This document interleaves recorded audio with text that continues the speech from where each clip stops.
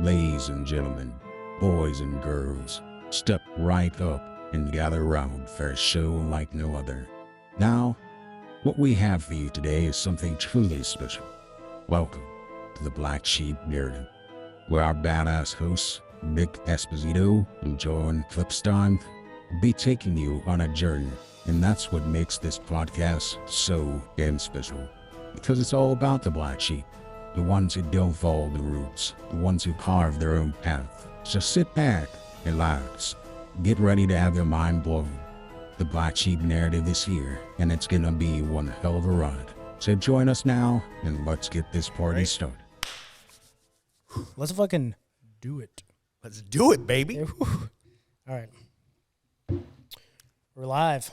We're live, baby. What's going on, John? Black Sheep Narrative. The Black Sheep Narrative. Welcome. Months of preparation. Months of preparation. I'm glad to be here. I'm glad to be here. And I feel good because I built this motherfucking table. We did. Dude. For those of you guys that are watching, this table took us at least 4 hours. Way longer than it should. It's like an IKEA table, and it should have taken maybe an hour and a half. We're just not inclined. That's okay. I don't think that's our forte, you know? That's okay. I mean, we got it done. It looks good. It looks fantastic. And I bet you it's going to look good on the video. So, God, I hope so. So, John, tell me what the black sheep means to you. Like, where did that even come from? Because for those people that don't know, because no one knows other than me and you, they're probably thinking, oh, black sheep, like you're the outcast, you're the whatever. Like, why was that because you came up with the name. You came up with the black sheep. I just put in the narrative. Hey, we tag teamed it. We did tag team. But what does that mean to you, black sheep? You know, man, I know that day too. You were going back and forth. You were throwing out all sorts of different ideas. We had so many fucking ideas for this podcast. For me, it was I thought of black sheep because a lot of my influence in today comes from the military. And so dual purpose, the unit that I was a part of, we were the black sheep. So that was our call sign in combat. It was I don't know if you want to call it our unit mascot, but we were the black sheep. And I think it fit us very well because we were kind of the outcasts within our brigade. Like we were the troublemakers, we were the guys that people didn't fuck with. And we were handed missions that were difficult because of that. And I think that made us successful going into combat because we were the black sheep. Like, we didn't give a fuck, right? We didn't give a fuck. We had guys that would get in trouble in garrison, but they were also the hardest working guys on deployment. Like, we were there for one another. So it serves dual purpose. So it was black sheep. It was our call sign in the military. But I see that I carry that black sheep mentality with me when you think of, like you said, the outcast, the underdog.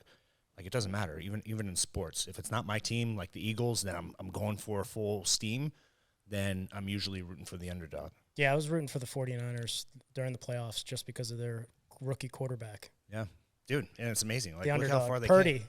Purdy. He made it look purdy. I know, and he was the last pick of the draft. Dude, it's insane. Insane story. I love those stories, though, the Cinderella stories, the come from behind stories. And I feel like, you owning Until Death Barbell in an apparel type atmosphere where it's very saturated, you're an underdog. Yeah, absolutely. Anyone and their mother can own an apparel company, and they do. Right. So it's what makes you different? How do you stand out? Yep. I mean, the same with you and UXO supplements. Absolutely. We're the underdogs, and I love that. I've even put that on several of our shirts because I love being the underdog. I don't care. Yeah, talk about a saturated market. Yeah. You're doing something.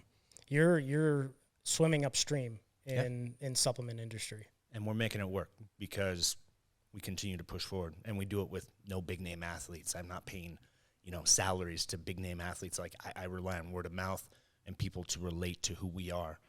Like, yeah, and you don't have – mommy and daddy didn't give you X amount of hundreds of thousands of dollars to start a company.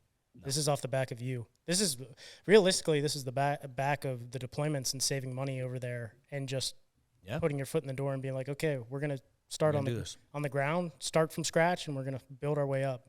Yep. Yeah, craziness. Yep. Started the company with $10,000, man. $10,000. Yeah, until death. We started with about this 5,000. That's it. Yeah. You know, just scratching and clawing our way. You know, Yep. in a saturated market. But I think that's something to say, is that I think with any idea, whether it's a business idea or just, you know, you want to do something that people want to do but they're scared to do, that's like the easiest thing that they're going to say. They're going to say, dude, so many people are going to do it. Like, you're going to fail. Like, what are you thinking? Yeah. You know? So, especially with supplements and apparel.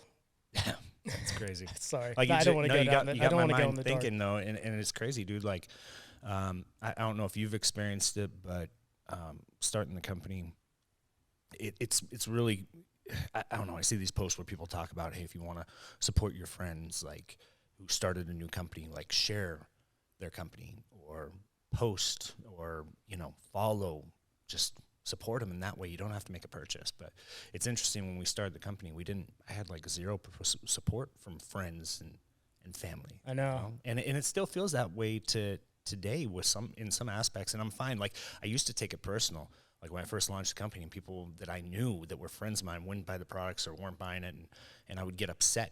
And I think that had like even a negative effect on our business, especially if like I'd call them out on it, you know. But I learned that, like, I don't give a shit now.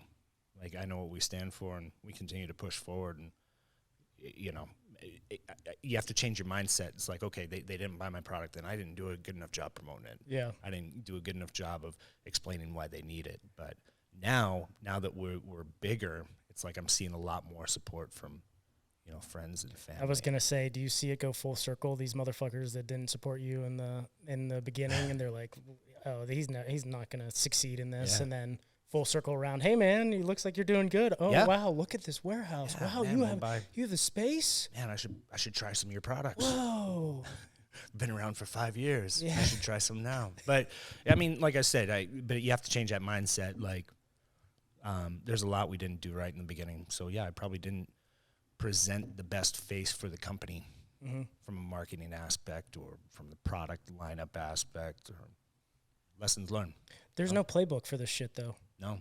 Like, you can go on YouTube and you can get those marketers that are like, on Thursday at 9:00, you can join our limited group. Yeah. Join now, and we will tell you how to make an apparel company or a supplement. And then it's like the supplement companies as well, like the big labs. You see it all, like, you can start a supplement company. Oh yeah. All you need is $500 and we can do the rest. And then it's just like bullshit.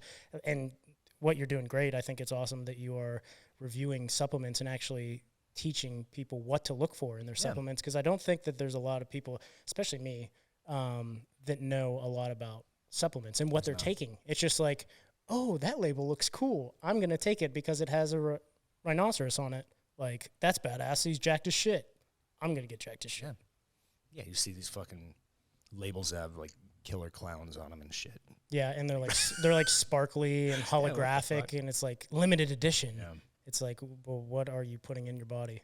Yeah, that's the truth, dude. And that's what sucks about social media, and that's why I decided to start doing those reviews, because a lot of people, to your point, don't know what they're putting in their body.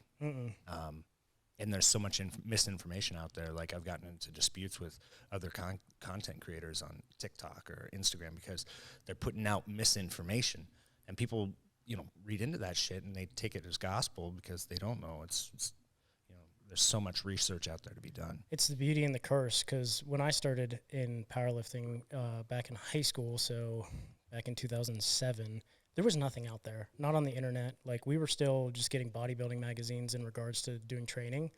And then we would just go to GNC and just see what's on the, you know, that was when C4 and NO Explode. Nano Vapor. Yeah. Nano Vapor, that was all the big stuff. But there wasn't many options, so we would just pick it, and we didn't know what we were doing. We're like, oh, you take this before your workout, it makes you jittery and like feel like you're a crazy motherfucker? Okay. I feel cracked out. Perfect. I'm in.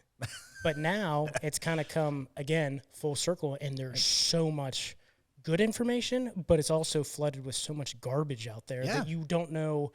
Who do you trust? Good question. Yeah. I don't know. Someone that's been there and done that. But again, like, just because you have a 500,000 followers on TikTok doesn't mean that you should be taking their word as gospel. No. And usually because those people that have 500,000 followers on TikTok, they're fitness influencers, right? So yeah, they probably have a great physique, but it doesn't mean that they know what the fuck they're talking about when it comes to supplements. It's two different arenas. Yeah. Right. Even several of the big name trainers around here, like they know what the fuck they're doing when it comes to nutrition and like how to put on muscle, how to cut fat, but they're limited on knowledge when it comes to supplements and what's going to help. Yeah, because there's no crash course out there either. And so I even had, like, one guy called me out, like, it was a big post I did, and I forget, it was an educational post, and some guy came in there and was like, what'd he say? He was like, I don't know, he just made a snarky comment towards me, like I didn't know what the fuck I was talking about. And he's like, I don't know about you, but if I'm going to take advice from somebody, it's going to be someone who's a personal trainer. I was like, around supplements? I was like, that's like me saying if I have car trouble, I'm going to take it to a race car driver to fix my car. No, you take it to a fucking mechanic. Like someone that's been in the arena. Yeah, that knows what deals they're with doing. it Like, on a daily basis. yeah, I don't know. It is what it is, you know. But that's the world we live in today. Is people look up to these fitness influencers. It's based on your following. It's based on your physique. Like those are the people that have the knowledge. Yeah, I don't know. And it's not the case, and Not always. And now I feel as if age is now being looked at as like, so I follow like Kings of Lifts and all these like powerlifting Instagrams, and they're like 17-year-old lifts 700-pound deadlift. But I know a lot of people are going to be watching us and listening to us that already know us, but for those who don't know us, Jon, tell the audience a little bit about yourself. Oh man, father, husband, you own UXO supplements, obviously, combat vet, you know, and entrepreneur. Like that's the big thing. But with my military background, I feel that was kind of the backbone of me wanting to be part of this podcast, is just our military experience and how that influences the decisions and everything that we do going forward in life. Yeah, you know?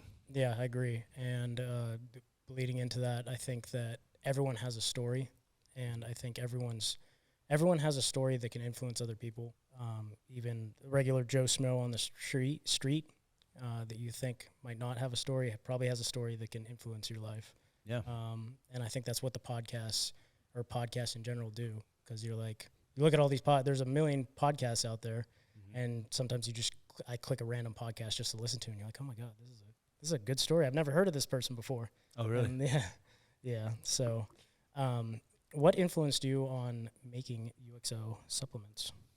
So I think that's, you know, again, back to the military, my military experience, like that was eye-opening for me. Much like you were talking about earlier on, in the supplement industry, you had NO Explode, you had C4. And when we got deployed to Afghanistan, we're in combat zones, right? You had like the little PX on the fob that you were at. You'd go in there, and all they would have is those two pre-workouts. So me and the guys would order in pre-workouts from like bodybuilding.com or wherever, and we'd get these products in, and they would get confiscated from us by our chain of command. They'd do health and welfare checks. They'd be like, you can't be taking this because it has ingredient XYZ. And that forced me to start inspecting the ingredients that I was putting in my body, because I was sick and tired of paying $200 in supplements and having that shit confiscated. So I was like, well, what the fuck? Like, started learning that like some of these ingredients were banned because they were similar to like ephedrine, or, you know, they were similar to like methamphetamines. And soldiers were literally dying taking this stuff. You know, because anytime you mix a high stimulant ingredient with high intensity training out in high heat, it's a formula for disaster. So that was my first experience with supplements, and I just started ordering in raw ingredients while I was on deployment, like creatine. Back then it was arginine, stuff like that, mixing it with Gatorade powder. It tasted like shit, but you know, I knew it wasn't going to get confiscated. So then fast forward, when we came back from deployment, our second deployment, one of my buddies died from the very thing that we talked about. He went to officer candidate school, and he took, back then it was a pre-workout called Craze, before he had to run a timed 5-mile track, and he had cardiac arrest on the track and died. So that was kind of our mission when I got out of the military. It's like I wanted to do something. When I got out, you know, two deployments to Afghanistan, I was diagnosed with anxiety and PTSD, and the VA is quick to throw medication at you to try and fix everything. And I knew that it just didn't make me feel right. I felt lethargic. I felt not like me. So for me, it was getting in the gym, releasing endorphins that way. And so we knew we wanted to start a company, something that would, you know, promote that type of lifestyle and have a product that would be clean and effective for soldiers and first responders, drug tested athletes, things like that. They could take and feel confident in taking, and encourage them to get in the gym and, you know, live a healthier lifestyle that way. Therapy through iron, right? Therapy through iron, baby. Yeah. What about you? Until Death Barbell. Until Death Barbell, yeah. We started a year and a half ago. Clothing dedicated to hardcore music in the punk scene. I grew up in the punk scene, as well as traditional tattoos. I love traditional artwork and tattoos. That goes back all the way back to World War II when the sailors were getting traditional tattoos, like Sailor Jerry. Mm-hmm. He was a tattoo artist, as well as I wanted a company because I saw a lot of bullshit that was going on in the industry in regards to these apparel companies that, you know, they're for athletes, but they're not doing anything for athletes. They're for competitions, but they're not doing anything for competitions. They're not putting any money towards it. And if you know these competitions, they're not really making any money off of them. So they look for sponsorships, right? Companies that can help. And that money goes, usually, a good competition, that money's going directly to athletes. So I wanted a company that I can, you know, sell apparel, but also take a lot of that money and push it back to what I love, which is powerlifting, strongman, CrossFit, Highland Games. Because like you were saying, it's something about that therapy and iron, just like me being in the military, like that's all I've known. My life has been surrounded and engulfed by powerlifting. And I'm not going to give the bullshit story of how it saved my life or whatever, but it's definitely bled into aspects of my life and structured me in a way that like goals and aspirations in the gym also get pushed out to life, where you have goals and aspirations in life in regards to building a company or whatever. So it's taught me discipline and not going out on weekends and getting drunk with your friends on a Saturday night because you're going to feel like shit on Sunday and you're not going to be able to produce, you know, in the gym. So, but that also is in life in general. Like you have goals and aspirations, sacrifices are going to have to be made. And I think that's what the iron has taught me. But coming back, I'm in the Air Force still down in Mountain Home Air Force Base as a security forces, or basically military police, a little bit different from the Army. Security forces does the base defense as well as law enforcement. We're more of a base defense when we're overseas, while we're CONUS or OCONUS at a base. We're doing more of the law enforcement aspect. We're still you'll see us at the gates, you know, checking IDs, protecting our PL assets in regards to jets or nukes or whatever, missiles. We have nukes out there? Well, not in Mountain Home, but in certain bases around the country, we have nukes that security forces is there to secure those assets. So I do that. I've been an investigator for past 5 years, so doing investigations, and I'm about to get out. So I am taking the leap of faith, just like you did. We can kind of go into that because the military doesn't want you to get out, basically. A lot of people get comfortable in the military, and I'm not here to say that the military isn't good employment, right? It's taught me a lot. It's given me a lot. It gives you school opportunities. It gives you TRICARE, the biggest thing, dude, right? Benefits from the military. Benefits are huge. In regards to family life, it is very difficult. Yeah. And we can also go down this rabbit hole, but it's about, I think in the next decade, it's going to get very hard for a lot of people. If you just look at the news and what's going on, you know, the writing's on the wall for what's next. We've drawn back from the Middle East a lot. We're still playing over there, but a lot of our efforts are going to the Pacific, and a lot of our efforts are now getting surrounded in Eastern Europe. So, I mean, I'm not one to say what's going to happen, but yeah, I feel like the writing's on the wall. But I think that the leap of faith or the getting out of the military, they don't make it easy, especially if you are someone or you have a family and you have kids and this is the life you know and you have benefits, and what are you going to do afterwards? Like, you're going to sacrifice this? Like, did you, what age were you?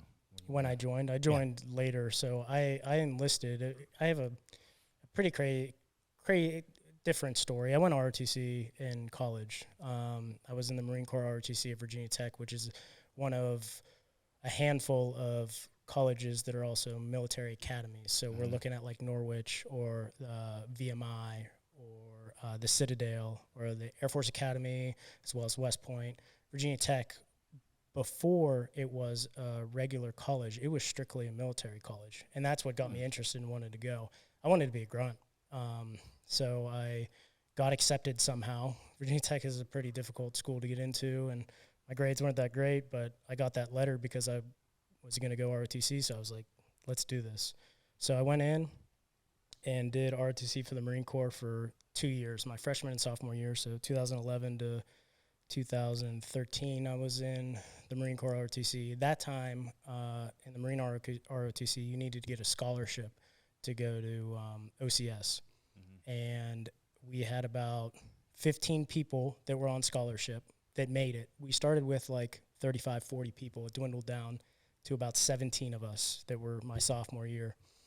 And it came time for me putting up my package. My PFT score was pretty good. I had a 280. Man, I ran like a 20-minute 3-mile, which I look back and I'm like, well, that was pretty fast. 20-minute 3-mile, not bad. Yeah. Right now, I can't. Yeah. So, I put up my package, and that was the year. I don't know if you remember. President Obama was the president, and they were looking to downsize the Marine Corps that year, or push it into the Navy. So they were going to almost maybe dissolve the Marine Corps. So when I put up my package, one person out of the whole country got the scholarship to go, and it wasn't me. I look back and, I think everything happens for a reason. My life has been crazy, and you think that stuff that's going to destroy you, because that's all I thought. That's all I wanted to be. Like, I went to college because I wanted to go RTC. I wanted to be a Marine Corps officer. I wanted to lead. I wanted to be an infantry officer. I wanted to lead men into combat, men and women into combat. And I didn't get that, and I was devastated. And they were like, well, you can stay in the military academy, but you won't be a Marine. You can just finish out. And I was like, I'm not going to just do the military academy just to finish out and just be a civilian. So I dropped out of the military academy and just became a civilian in college. I finished up my college, and my best friend in college, he was going through the Army ROTC at that time, and he figured out that wasn't the route he wanted to go. So he ended up dropping out of the military academy as well, and we just lived together, and we were like, all right, we're going to be police officers, right? I wanted to serve in some way. I was like, if I'm not going to serve my country, I can serve my country in the military. I can serve my country in another way with being a police officer. Yeah. So I finished out my degree. I started applying to places, and he ended up graduating because he would like upfront his classes. He was taking like 21 credits a semester, which is just absolutely ridiculous. So he graduated a year prior to me, and he ended up being in the Fairfax Police Department. And me and him were talking one day, and he's talking about going to grad school. And he was like, man, you know what I should have done? He's like, you could have just went Air Force enlisted, got your GI Bill, did 4 years, got out, took your GI Bill, got your master's degree, and then you could just do police after that. And I was like, smart idea. Yeah. And I did it. So in March of 2015, I enlisted. It was month before my graduation. I finished all my classes and went to boot camp prior to my graduation. I didn't even go to graduation. My parents were so fucking mad. Like, you're not even gonna walk? I'm like, I'm going to the military. Like, I'm sorry. I'm out. Yep, I'm out. So I did that, and then it's been great. It's I've had a really, really cool career in the Air Force. I've got to do a lot of cool things that, because when you think of the Air Force, what are they doing? Where are they deploying? Like Qatar, Kuwait. Like, I didn't deploy to any of those places. I deployed to Kenya, Africa, which was awesome. Was it? Yeah. There's like 100 of us on a fob and it was a Navy SEAL fob. So we were just there to protect the base while the Navy SEALs went out into Kenya and trained the Kenyan Rangers to fight everyone that was coming down from Somalia. So we were securing Kenya so it didn't become a failed country like Somalia was. So I did that. That was 11 months. They're like, oh, the Air Force, you only serve 6 months in deployments or whatever. 11 months I was there. Got to see some really cool things that no one probably will ever see. And then in 2020, I went to Saudi Arabia and got deployed to PSAB, which is Prince Sultan Air Force Base. And we were there because that was when President Trump was in office, and he blew up the Iranian general. You remember that in Iraq? No, I don't. There was an Iranian general in Iraq, and he pressed the trigger and blew him up. And Iran was like, all right, we're going to retaliate. So this is when a big buildup was going up that we thought we were going to go to war with Iran. So our plan was more or less there's bases all over the Middle East in regards to Qatar, Kuwait, UAE. That's like our big forces right there. Yeah. If we were to go to war with Iran, the first thing Iran's going to do is hit those countries because they have missiles pointed right at them. So we were basically a fallback plan. All of our resources would come back to Saudi Arabia, and then our front would go from there if war were to happen with Iran. So we were just building up in Saudi Arabia. That's great. So did some really cool things, and then I got, like CID in the Army. You ever have to deal with CID in the Army? Yeah.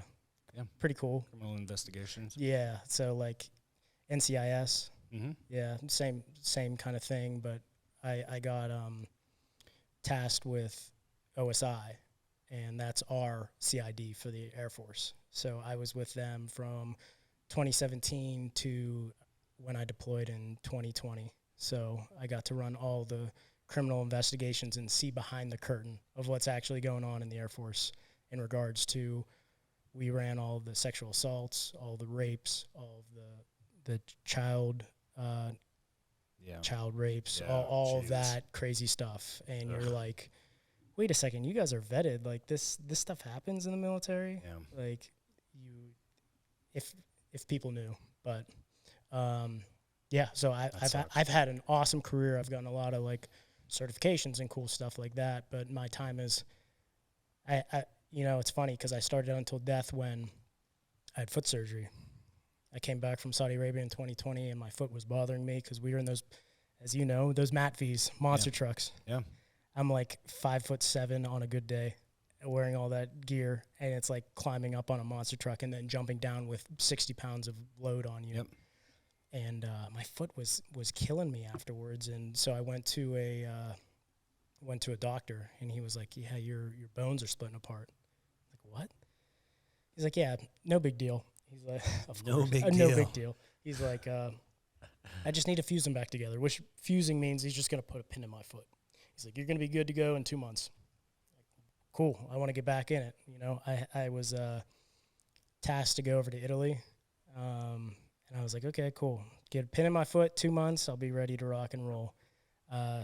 Doctor went in and drilled too far deep into my foot and cut my FHL tendon, which is the longest tendon in your body, which goes from your big toe all the way up to your calf. Yeah. Cut it in half, severed that bitch.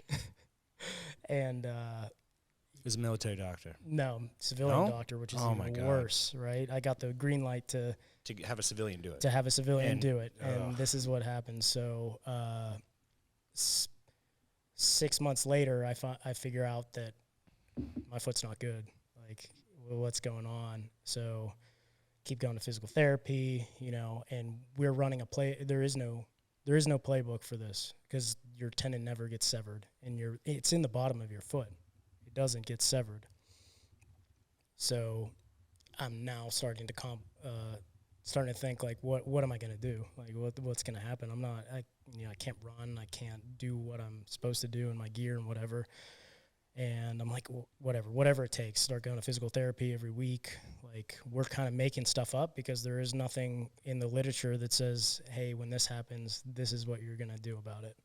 So we're making stuff up, and we got to where it is about probably going to be for the rest of my life. And I'm still like, dude, yeah. So I'm getting medically pushed out. But it's funny. Again, we talk about how everything happens for a reason, or I think whether you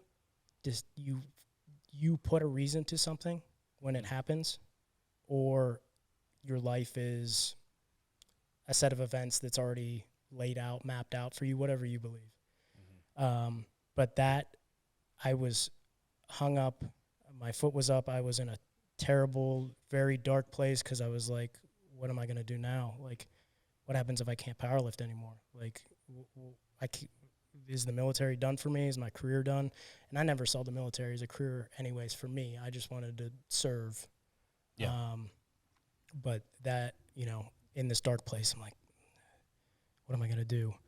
And then that day I was like, okay, you know what?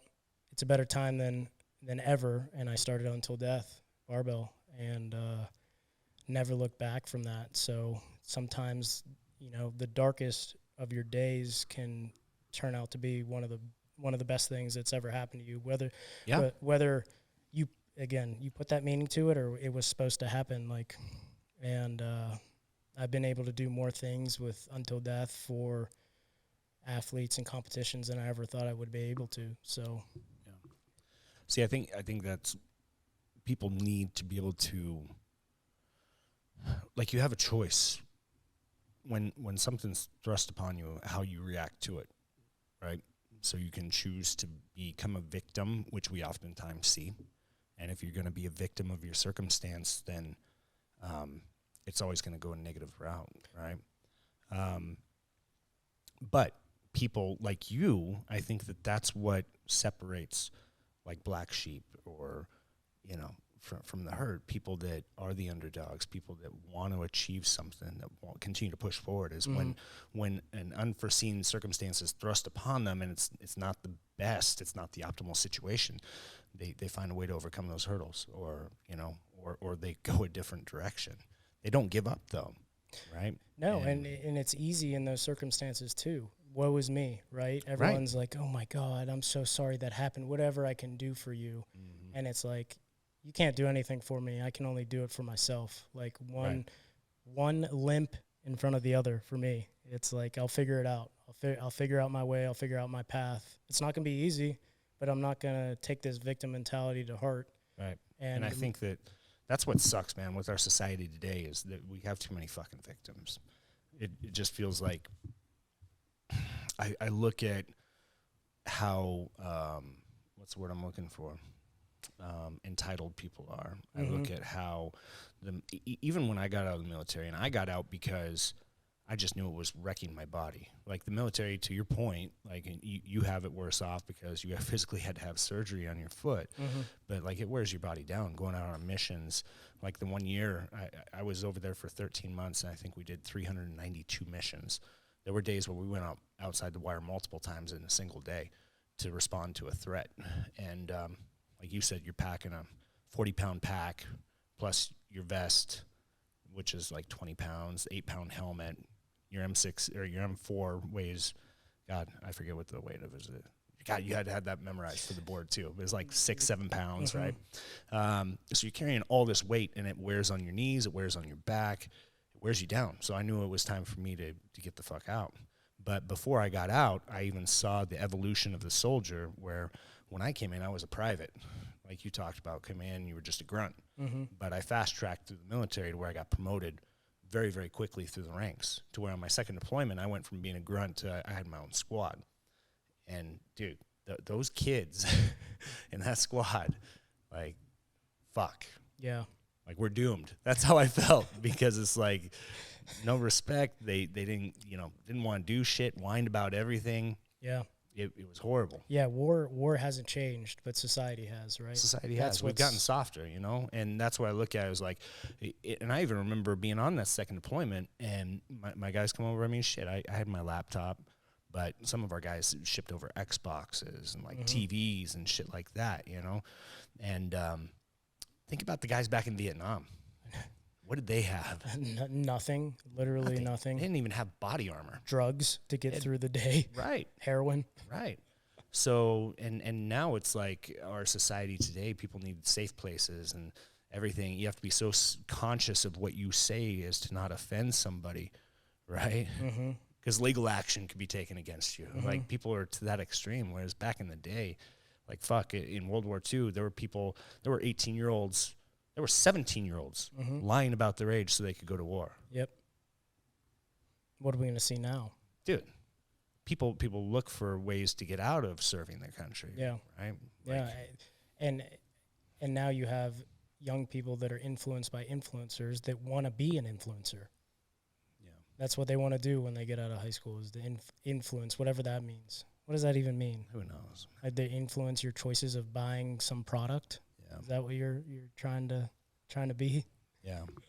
And I hate it, man, because, like, I've had people, like, on my TikTok, because it's been growing, and I've had some people, like, say, oh, man, you're one of my favorite influencers. I'm like, what the fuck? Like, no. I'm not an influencer. I'm an educator. I'm a content creator. Yeah. Not an influencer. Yeah. Right. Yeah, you can either take it or not. I'm just trying to give out knowledge for these supplements. Like, right. Just I trying don't want to be categorized as that. Yeah. Social media, man, it's I don't think we're ready for that. Like, our anatomy is ready for that, to handle that. Yeah. You see, I just saw an article the other day that high school girls are now saying, and you can look it up on your laptop, but I think it's like 60% of high school women have contemplated suicide. Yeah. I never heard that word before in high school. We didn't even hear about it in college. And granted, I think it's good that the conversation is getting out there, but at the same time, we're finding that social media is not giving you that social interaction that we need as a human being, like face-to-face interaction. Right. That text message, or and you don't get any facial like recognition. Like, I can't see your body language when I get a text message. That meaning is so skewed. I might say something and you think that you're mad at. I might think that you're mad at me for saying something, but that's not the meaning that you're saying. Right. Perceiving it. Yeah. Right. So I don't know how we deal with social media in society today. It's just tough, especially for kids, because that's all they know now.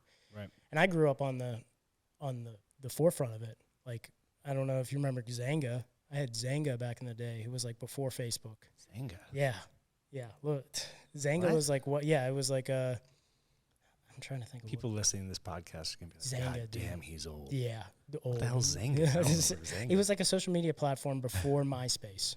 Before MySpace? Before there was MySpace. something before MySpace? Yeah, because we had AIM. Were you on AIM at all? It was like an instant messenger on your computer. No. So like Windows 95, you could have AIM, and that's how you talk to people, because we didn't have cell phones.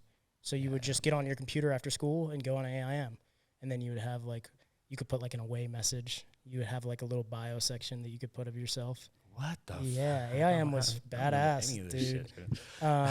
But yeah, I had Zanga, and then I had MySpace. And MySpace was badass because you could put... Yeah, I remember MySpace. You could put music on it. Yep. Yeah, and you could code. Like, we were like coders back in the day. You could like change up your background of everything and put different codes in to make it like sparkly or glittery or whatever, like cool. And then Facebook, but and then Instagram and Twitter, and now TikTok, which you want to get into a TikTok talk. How is it still legal in the U.S.? How is it still on iPhones and Samsungs that you can go and get a get TikTok, which is owned by China, taking all of your data.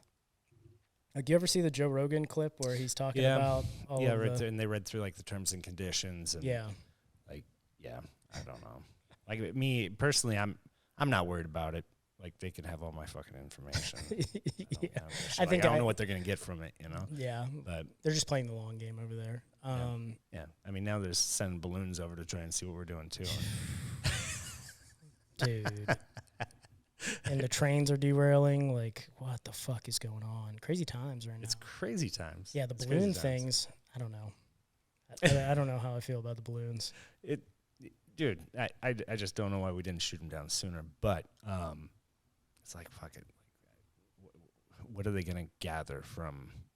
They're taking. I don't know. I mean, because if it's me, it's like I'm looking at, like, they sent a balloon over. Like, is it able to capture, like, our conversations, like cryptic messages, stuff like that? Because if they're just looking for visuals, I mean, they've already got that. They've got Google Earth.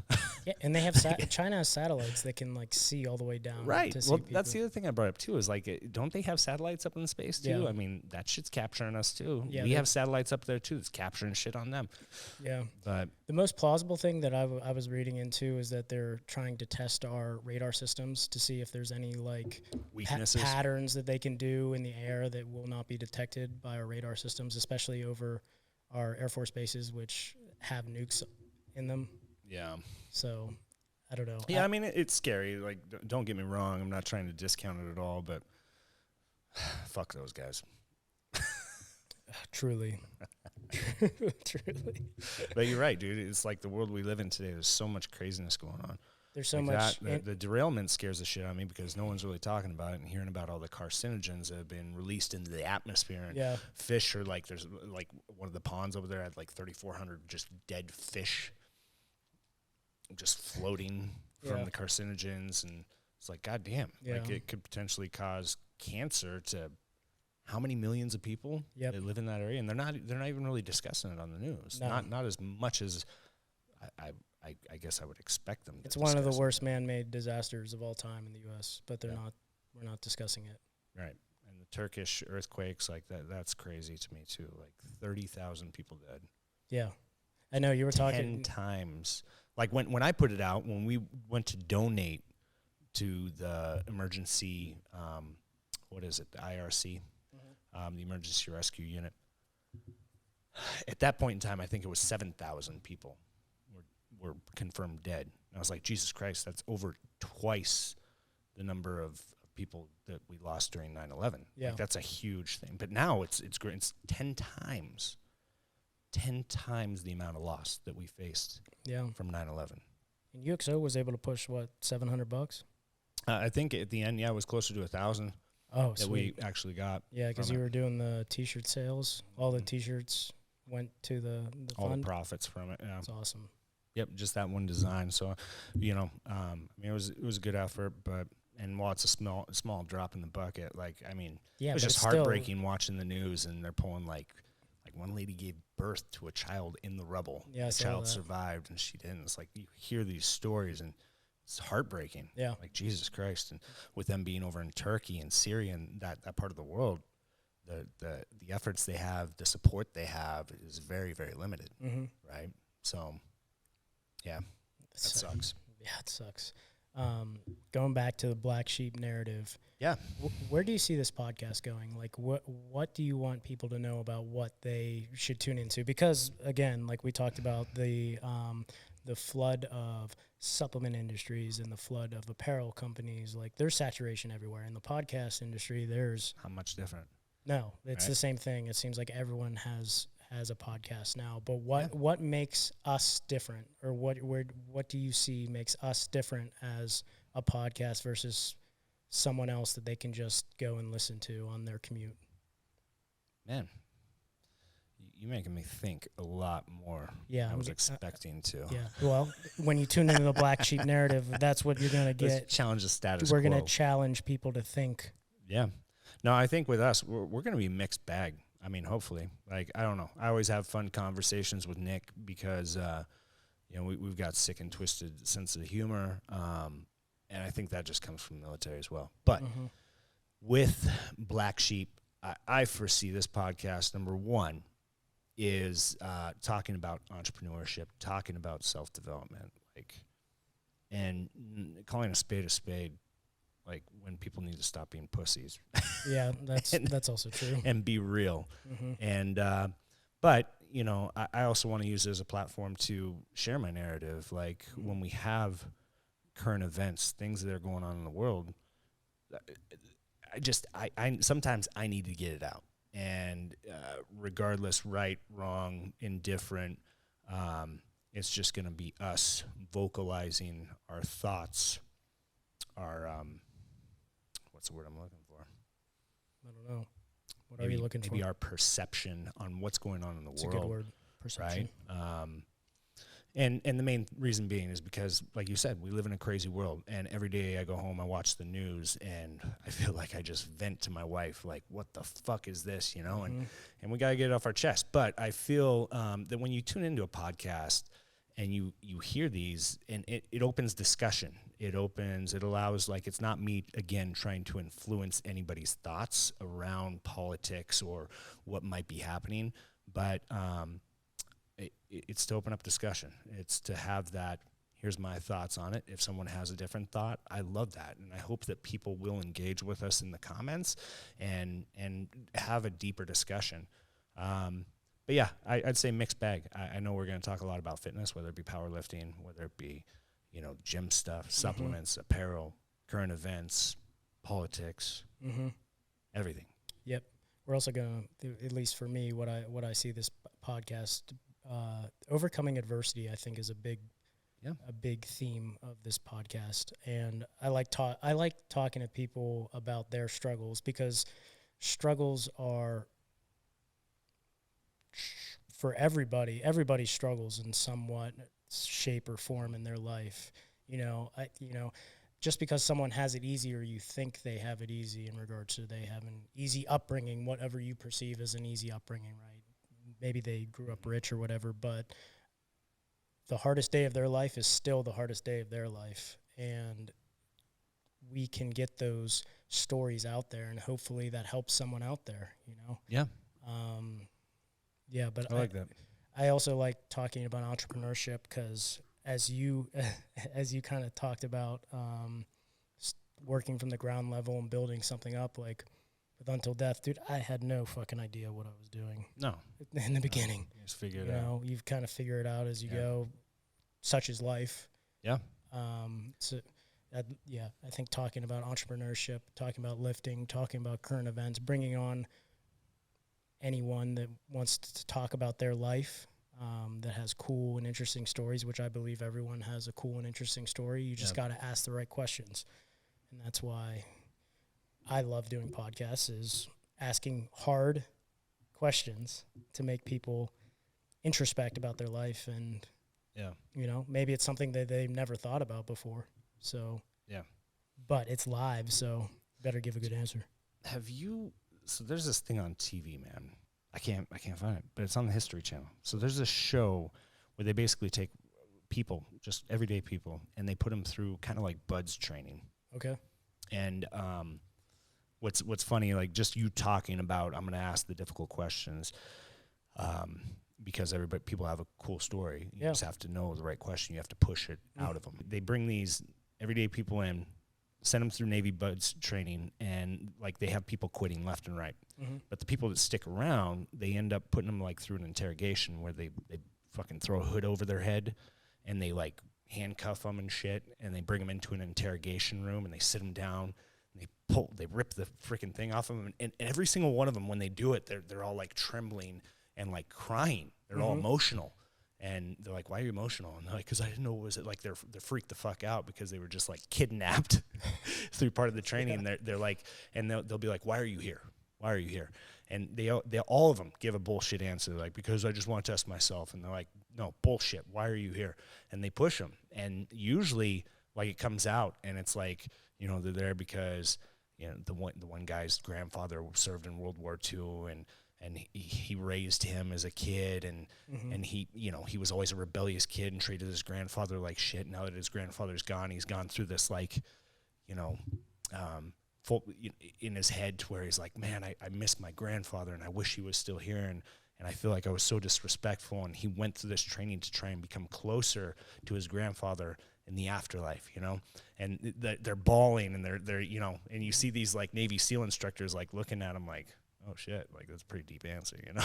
And but they every single one that comes in, they get them to that deep answer, and they're all good. All their answers are good, but they always start off with some bullshit like, I came here because I want to be a better human. Yeah, like bullshit. Yeah, no, fuck you. What's the real reason? Yeah, yeah. But and I'm not going to interrogate anyone on here. I'm not going to throw a hood over you. And we should. We should. That would be dope. That's why you should be on the podcast. We'll talk about that after this. Whatever, man.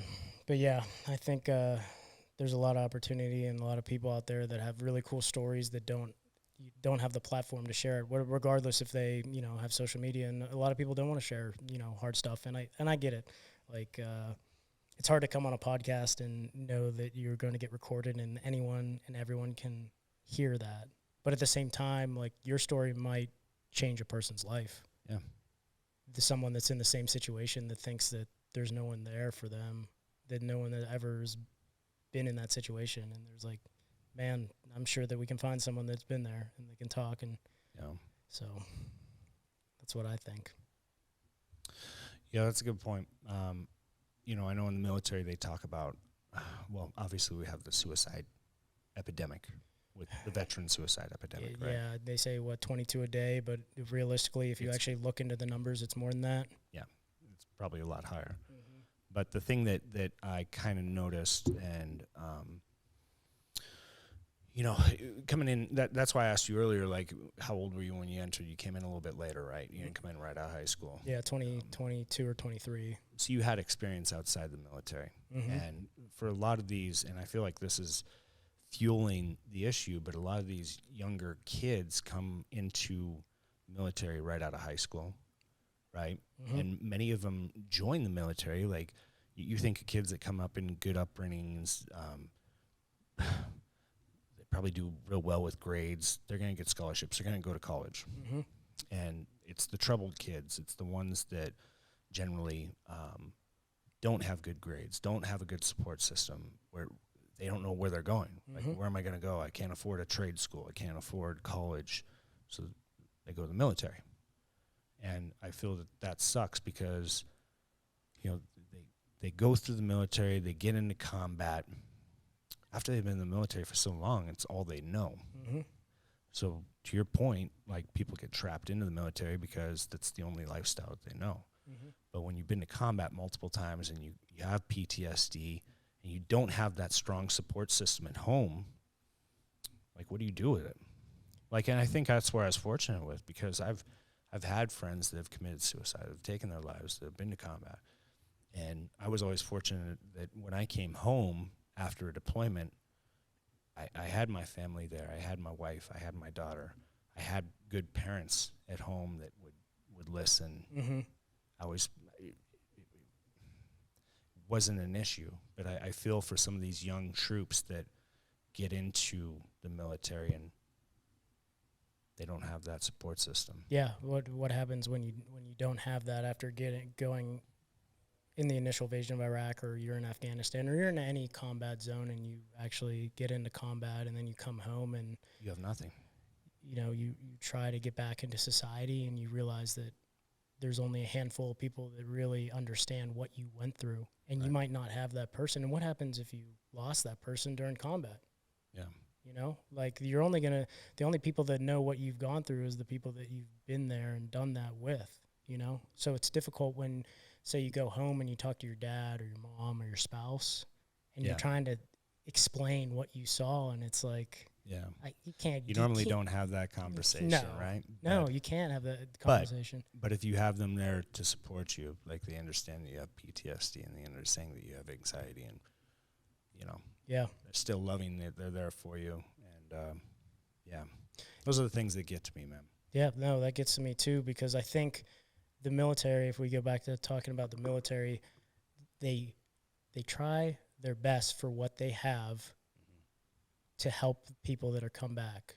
But at the same time, there's only so much that the military and other people can do for you. Right. You know, it's like you might have a shoulder to cry on or to talk to about it, but at the same time, you have to get your life in order as well. Yeah. And I think that, you know, as we talk about the gym and everything and how that's really helped us in regards to our mental state, and the military puts a Band-Aid on a bullet wound in regards to PTSD. Oh, 100%. You talked about it in the beginning of trying to throw these drugs that, you know, I've never been on antidepressants, but when I've talked to people that are on antidepressants, they tell me, man, I just felt numb. I didn't feel anything. I had no joy, but I didn't have any sorrow. Mm-hmm. And it didn't help me. No. I just felt like a zombie walking through life. Right. And it's not, you know, it's not getting to the actual issue of trying to come to terms with what you saw, because it's realistically what you saw is not natural. Like, I believe that your brain can't comprehend that. It's so unnatural to us to see someone blown up in combat, or your friend lost, someone that you've been with for X amount of months or years that you've known. You're just not, no one's ready for that, and I don't think your brain is ready to process that as well, and you're probably still processing it today, you know? It's sad, but I think, you know, there are resources out there, and I plead to anyone that is going through those situations to go get help, to talk it out. Because we do talk about iron therapy, but iron therapy can only do so much as well, right? Right. I think there is something to say about regular therapy. Absolutely. Talking to a therapist, just to have someone that's a neutral party that you can talk to, that you can just spill everything that's on your mind. Yeah. Just to have that person there. Yeah. They have no sides. They're just here to listen to you and to hear your story. And I think a lot of people are against that, especially in the military. A lot of people are against that. Mental health. We have a big mental health clinic in Mountain Home, and the VA has good resources for that. But a lot of people are scared to reach out. I know a lot of people, my buddies, are scared to go to mental health because they think it's going to flag them and stigmatize them in a way that, like security forces, for instance, if you go to mental health and saying that you have anxiety and depression, there might be a chance that you might not be able to do your job because you carrying a weapon. They're going to put you on rear D. They're going to put you, Yep. So they're like, I'm not going to do that. Yep. Yeah, it sucks. I mean, that still happens in the military to this day.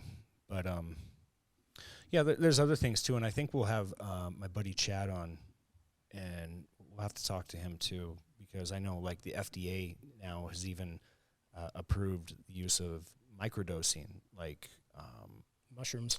There's mushrooms, there's MDMA, and that it's been proven to help soldiers who suffer from PTSD and stuff like that. And Chad, who I went to high school with, he went Rangers. He was an Army Ranger right out of high school.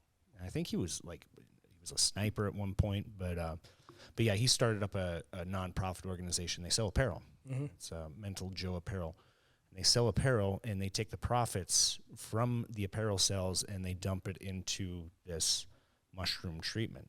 Right, the soldiers who suffer from PTSD, they basically pay for the treatment. He's gone through it, and he swears by it. Mm-hmm. He's been trying to talk me into doing it, and I'm interested. I want to learn more, and I'd love to have him on the podcast to discuss it more, because it's not just going out and getting mushrooms and fucking getting high and tripping, right? Yeah. Like there's a whole process, and they have a sharma, or like someone that guides you through the process. Shaman. Yeah. Shaman. A guide. One of those is like a toilet paper, isn't it? Charmin. Oh, Charmin. There you go. All right. Yeah. So, I don't think the toilet paper is guiding you through your trip. But who knows when you're tripping. But yeah, it's a whole process, and they help you like confront the demons in your head. And like I've watched some videos on him, like what the hell? Like he had me watch some YouTubes, and like you see people like have these out of body experiences and stuff. But after they go through it, it's like they're changed. So like it's even changed people that suffer from OCD. And that one was a trip. Like I watched a whole documentary on it that he sent to me, and This guy had severe fucking OCD. Like if the phone was on the table right here and it was cockeyed at it had to be perfect 90-degree angle. Like everything had to be properly placed, and it was causing stress in his relationship with his wife. Like she was ready to divorce him over this shit. And he went through this microdosing mushroom thing, and it changed him completely, like instantly. Like after his third session of doing it, like it was gone. Like he learned to release that part of his brain and to live life like without this extra stress of everything had to be perfect. I don't know. It's crazy. So it's not just for soldiers, but yeah, we'll have to have him on, have him share. Yeah, we'll have to talk about it. And if you're active duty right now, don't do it. Don't do anything. Yeah, don't do anything. You can get out, do your term of service, That's and then we can have this discussion. Yeah. Okay. Good don't point. Don't Yeah. jeopardize. Don't jeopardize. Trust me, I'm on that. I'm the person that investigates everything. So, Have you had that happen? what? Where people they claim that they did it for their PTSD? No, I haven't had that. Oh, I haven't had that. That would be an interesting case.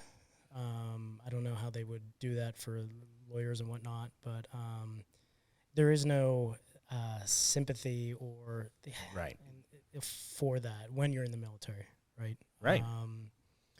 That's why I Unfortunately, wonder if you've had someone complete that defense, because no. Usually, you can't. Usually just party drugs. Party drugs, Like yeah. coke or weed or whatever. Well, now it's like so accessible to go get marijuana in Oregon, so people just go up to Oregon and grab They still it. test for that in the military? Is it? Yes. Oh my God. Yes. Bad. And I'm talking about People- like you test positive and see you later. Yeah. Oh, There- dude. and then- It's interesting though, and that's another dynamic within the military that changes. Is when I first got in, I mean, we were full steam in combat, like at war in Afghanistan against Taliban. I had a buddy who popped positive for cocaine, and he admitted to it. He admitted, "Yep, I did cocaine off a stripper's ass," and it was a reduction in rank.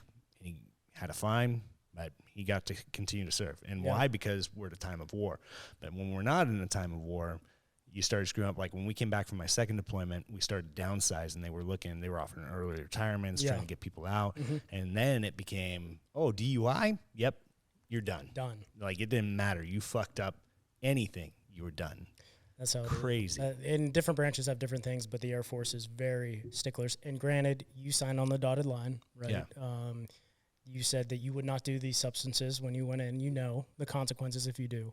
And just do your term and get out, and you can do whatever you want. Then you're not binded by the government. Yeah. So,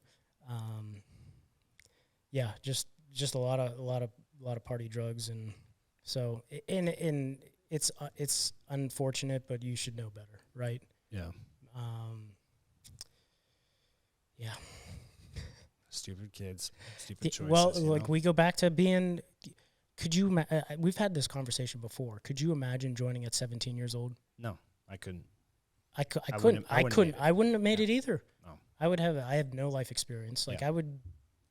So, and I think that's the other thing I love about this show on the History Channel, and I found it, people. So now you can look this thing up. What is it? It's called The Selection. It's on the History Channel. But you see, like, what, and there's a lot of shit that we went through. It was like, oh, God, yeah, they did that to me in basic training, like the CS gas, and where they did the tornado, and they come through the barracks and wreck everything because someone's shit was out of place. And, you know, and there was just a ton of shit that was like, God, we went through all of that. And, but to your point, me coming in at 17 years old and having to go through that mental mind fuck, I don't think I would have been mature enough to handle it. Like I would have either, you know, gotten in trouble for talking back, being disrespectful, or I would have seeked out some other way to get rid of, like, drugs, alcohol, right? Yeah. And what do you expect from soldiers coming back from war? Like if they're going out and partying and that? Yeah. Yeah. They have to release it somehow. I mean, that's why I became an Trying alcoholic. to right? forget. Like, I didn't drink before the military. Yeah. I didn't drink at all. Mm-hmm. You know, and fuck, coming back off of our first deployment, which was our worst one. The first deployment was rough for us, but we were all alcoholics. Like I remember we came back from deployment in garrison. Every morning we still had to show up for PT and do your 6-mile run. And half the time we showed up, we were still fucking wasted. Yeah. Still drunk. Yeah. And that was every night. Every night we were drinking heavily. Yeah. Yeah. And that's not looked down upon in the military. Right. It's probably even more damaging for you than marijuana. I mean, right? what do you I mean, you think about it like retirement ceremonies or promotion ceremonies or like getting awards or whatever. Like, usually there's alcohol involved in those, you know? Yeah. You So- go to the ball. You go to the ball Oh and my you're, God. you're At our military ball, and fuck, they dumped I remember the punch bowl where they throw the sock in. Did they do that with you guys? no. All right. So with us, they threw a dirty sock in there. But it was, and they would call up all the sergeant first classes, and each one of them would have a bottle, and they had a little speech that they had to give. And they're like, for me, I'm dumping in blah, blah, blah, blah, which represents blah, blah, blah, blah. And they dumped in an entire bottle. Next guy would come up with a bottle of something different. So you had like whiskey in there, you had rum, you had vodka, you had tequila, everything mixed in it with a splash of fucking orange juice. It's fucking gross. And a dirty sock. But you drank that shit, everybody. And you were bitch if you didn't. Everybody had to drink from the punch bowl. Yeah. That Ugh. tradition. Tradition. But you're right. Like, yeah, so I guess it's kind of encouraged. I To a would say, point. I would say so. Right? Yeah. I mean, there's a, So- I don't know the statistics, so I don't want to throw it out there, but I know a lot of people that struggle with alcohol addiction in the military. Yeah. I'm not going to throw out a statistic because I don't know, but like I know a lot of buddies of mine that were in the military or still in the military that struggle with that stuff. Yeah. And Because that's the only outlet they have, and they don't. The thing is, this is why I preach, you know, working out and trying to live a healthy lifestyle. Is I just see their lives deteriorate in regards to like their relationship with women or yeah. their marriage. It's like, Yeah. No, it does. And like I said, I can personally vouch for it. Like I struggled with alcoholism for the longest time. And like I said, it all roots from the military. But now, like even today, we're having a drink, right? yeah, Having a little Woodford Reserve. But I've chosen now to not let it control me. And everything in moderation. everything in moderation. Mm-hmm. Like I'll drink an entire bottle in a day if I allow myself to. Mm-hmm. And it's just having that kind of self-control. And even sometimes like, man, you know, because you do get the itch for it. And it is, there's a reason that people are addicted to alcohol and they suffer from alcoholism. It's a disease and it's so easy to become addicted to it. Mm-hmm. But you have to force yourself to find ways. So now, even if I buy a bottle, I usually start with, I'll pound like 26 to 36 ounces of water. Mm-hmm. Like I'll just pound it. So that way I'm full, I'm hydrated, and then I tend not to drink as much of that shit, you know? Mm-hmm. So, and same thing if I go out to dinner, because if I go out to dinner, I've been known to throw back a few, but I'll order a glass of water first, and I won't have my drink until I've finished an entire glass of water. Mm-hmm. And then if I finish my drink, I'm like, maybe I want another one. I order another glass of water first. Yeah. Pound that. Yeah, Try and and I'm keep not it in trying. moderation. I'm not trying to demonize alcohol again. No. Like, I think everything in moderation. Yeah, man. And but I think that's the point. Is like a lot of people, once you get to that point, especially if you've been in the military, it's hard to do it in moderation because Especially when you you're- almost rely on it. Like for me, going back to, you know, having PTSD and anxiety and the medication they throw at you, it just fucks you up. For me, transition away from that, and the bottle is kind of the way I self-medicated, Mhm. right? Yeah. And so for me, that's how I felt like in my mind, this is how I'm fixing my defects is Yeah. through drinking. Am I not going to sleep tonight, or am I just going to drown my sorrows in this There you go. and black out and then sleep? Yeah. You know? Yeah, dude. Times I woke up in the bathtub. Yeah. It's like I'm just going to lay here and think about everything, or I can just take this bottle to the face and Pass don't the have to fuck worry out. about anything. There you go. Yeah. Yeah. But you learn. It's- And it does suck. And yeah, like you said, you're not trying to demonize it, and I'm not trying to preach. Mhm. But it sucks because in the world we live in fitness and trying to be a strength athlete or building muscle, like the worst thing you can do is drink alcohol. Yeah, the studies are like the crazy with alcohol. Slows your like, metabolism. It slows down fat loss. It slows down protein synthesis, so you stop building muscle. Mhm. Like Dehydration. Yeah, you wake up the next morning, you're like, dude, I'm not fucking going to the gym today. I'm like, I'll just move that workout back a couple days. Don't get me wrong, I still throw them back from time to time. Yeah, no, and I'm not trying to say that. I'm saying in regards to the military, there are not that many outlets, and that is a legal outlet that people tend to go towards. Yeah. I mean, it's better that because we had some guys that went crazy when they got back, like addicted to heroin. And I guess alcohol is the lesser of the evils, considering the dark paths you could go down. Yeah. There's healthier paths. There is, 100%. So that's why I preach working out, whatever that means to you. I'm not saying go into powerlifting or, if you go on a fucking walk during the day, cool, man. I'm good with it. That helps you out. Boom. Whatever. Yeah. Man. Good talk. Good talk. Intro, baby. It's our first one. It's only going to get better, people. Look. Knock the dust off. Yeah. Intro. A little bit rough, but it's only going to get better. No, I don't think it was rough. Wasn't rough? I think people will take something out of this. Fucking better. Episode 1. Episode 0. We'll call this episode 0 the introduction. That's right. Mm-hmm. Introed by Morgan Freeman. Yeah, get ready. or we might have it up already, so you might have already listened to it prior. Yeah, there you go.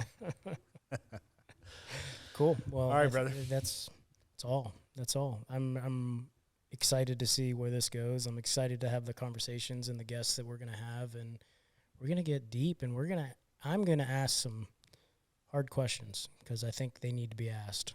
That's right. Well, good cop, bad cop. You be the bad cop, I'll be the good cop. Dude, I'm always the bad cop. I like it. I like it. All right, man. But let me ask you guys this for the people that are viewing this that are still here. Yeah, thanks for being here. I know we rambled on. If you're still here, let us know in the comments what topics you want to hear about. Yeah. Maybe guests that you want to see us try and have on from the local Boise area to start. There are some awesome people out here in this area too. So give us your feedback. Obviously, we're always open to it. Yeah, and hear my stupid responses to those questions. All right. Love you guys. Peace. Black Sheep Narrative. The Black Sheep Narrative. Done. Yeah, I got bad thoughts that make my mind scared. Hold me hostage and they don't fight fair. Who gon' pray for me and wipe on my